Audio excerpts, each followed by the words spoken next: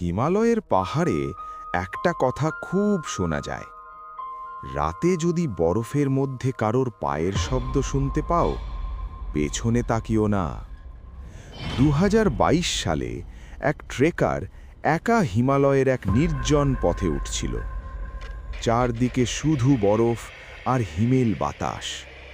হঠাৎ সে শুনতে পেল তার পেছনে কেউ হাঁটছে, কিন্তু সে তো একাই ছিল। সে থেমে গেল, পায়ের শব্দেও থেমে গেল। আবার হাঁটতে শুরু করতেই পেছনে আবার সেই শব্দ।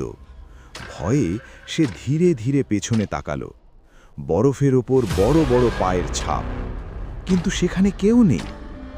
হঠাৎ সামনে পাহাড়ের ঢালে সে দেখল সাদা কুয়াশার ভেতর একটা বিশাল ছায়া দাঁড়িয়ে আছে। লাল জ্বলন্ত চোখ, আর ধীরে ধীরে তার দিকে এগিয়ে আসছে। পরের দিন উদ্ধারকারী দল সেখানে পৌঁছায়। তারা শুধু খুঁজে পায় সেই ট্রেকারের ব্যাগ আর বরফের ওপর অদ্ভুত বড় পায়ের ছাপ, যা মানুষেরও না, ভালুকেরও না।